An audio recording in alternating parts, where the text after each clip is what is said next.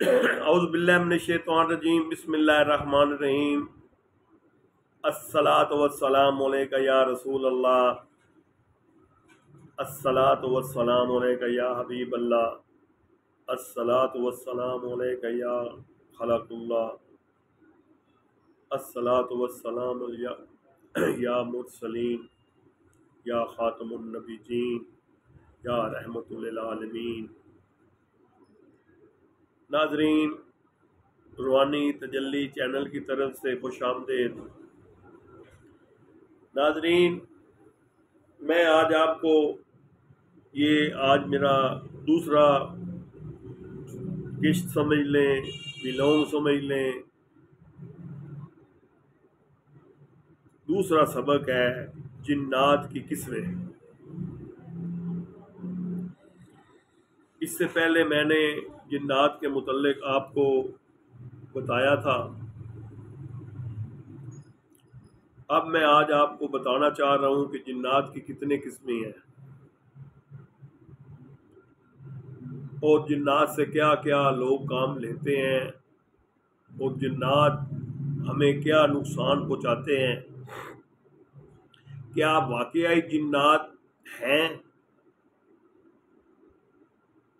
تو سب سے پہلے تو میں آپ کو یہ بتاؤں کہ یہ ہمارا اللہ تعالیٰ نے قرآن مجید فرقان الحمید میں ارشاد فرمایا ہے، خلق الجن والانس الا لیعبدون۔ میں نے جنوں اور انسانوں کو اپنی عبادت کے لیے پیدا کیا ہے۔ اب یہاں ناظرین میں آپ کو ان کی قسمیں بتانا چاہتا ہوں۔ ابو قاسم سے روایت ہے، وہ فرماتے ہیں کہ جنات کی 4 قسمیں ہیں۔ ایک قسم جنات کی ہے کہ وہ سانپ کی طرح رینگتا ہے جن، اور جیسے سانپ ہوتا ہے وہ سانپ کی شکل اختیار کر لیتا ہے۔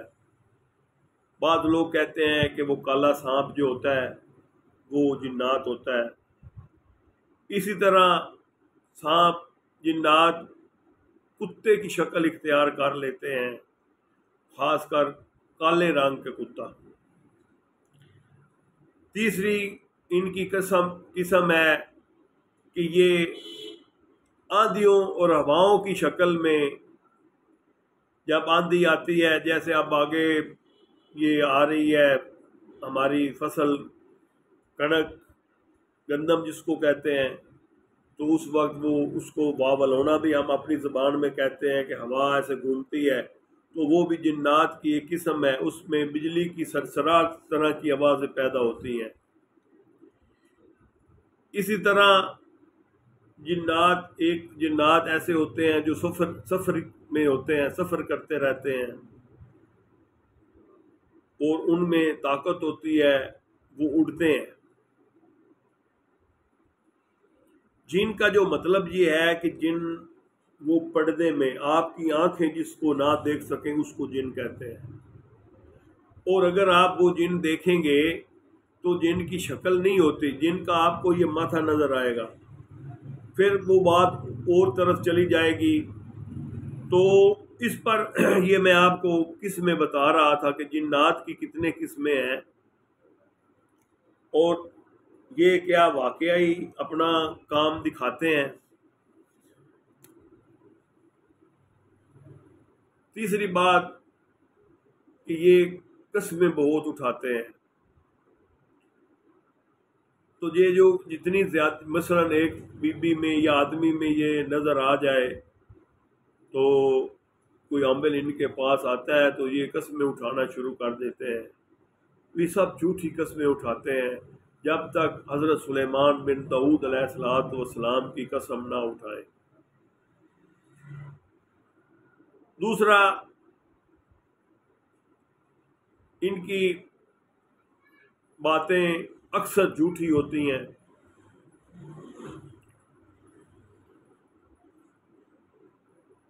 وہ سچی باتیں نہیں ہوتی، کچھ باتیں ان کی ٹھیک بھی ہوتی ہیں۔ جنات کھاتے پیتے نہیں ہیں، جنات اڑتے بھی ہیں، ان کے پر بھی ہوتے ہیں، ان کی اگر خوراک ہے تو وہ گندگی ہے۔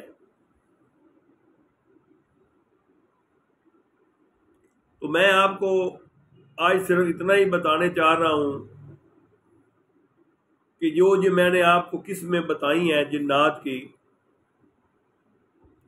حضرت عبد الرحمن نے دریافت کیا رسول اللہ صلی اللہ علیہ وسلم سے کہ یا رسول اللہ صلی اللہ علیہ وآلہ وسلم، جنات کی کتنے قسمیں ہیں؟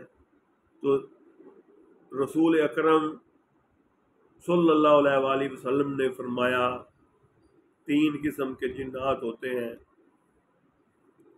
ایک جنات سانپ کی شکل اختیار کرتے ہیں، ایک جنات بچھو کی طرح کیڑے مکوڑوں کی شکل اختیار کرتے ہیں، ایک جنات ہوا میں مسخر رہتے ہیں۔ تو اب بات تو وہیں آ گئی کہ جن کتابوں سے یہ میں نے آپ کی قسم بتا رہا ہوں، یہ حدیث کی کتاب سے ہے، جو پاؤں کی شکل بھی اختیار کر لیتے ہیں۔ تو سوچنے کی بات یہ ہے کہ ان کی اگر شکل انسان دیکھ لے تو اتنا خوف آتا ہے کہ وہ آدمی بے ہوش ہو جاتا ہے۔ تو اس پر پوری ایک کتاب ہے، انسان اور جن کا پیدا کرنے کا اللہ تعالیٰ کا کیا مقصد تھا۔ 18,000 مخلوق بتائی جاتی ہے کہ اللہ نے مخلوق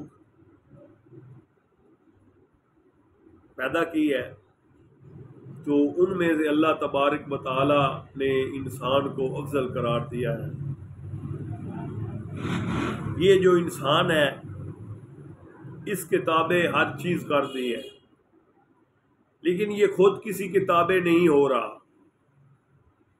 اللہ فرما رہے ہیں میں نے 1,24,000 پیغمبروں کو آپ لوگوں کی رہنمائی کے لیے بھیجا اور آپ لوگوں نے اس کو جھٹلایا،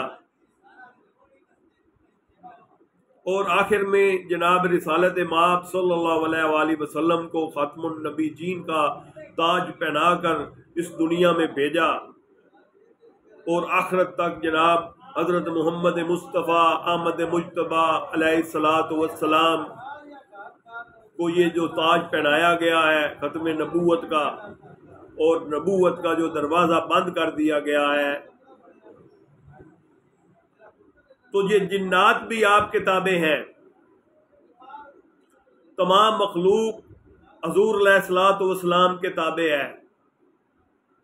اگر حضور علیہ الصلاۃ والسلام دنیا میں نہ آتے، ان کا یہ وجود نہ آتا، تو یہ دنیا بھی قائم نہ ہوتی۔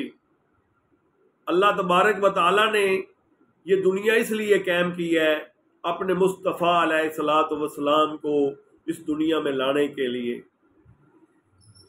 ورنہ اللہ تعالیٰ کے پاس اتنے فرشتے ہیں عبادت کرنے کے لیے، ایک فرشتہ اگر ایک دفعہ اس نے زیارت کیا ہے تو اس کے ہزاروں سال بعد اس کی باری نہیں آتی۔ تو ایک بات اور طرف چلی جائے گی۔ ہم بات کر رہے تھے جنات پر، تو اس میں سورۃ جن بھی ہے۔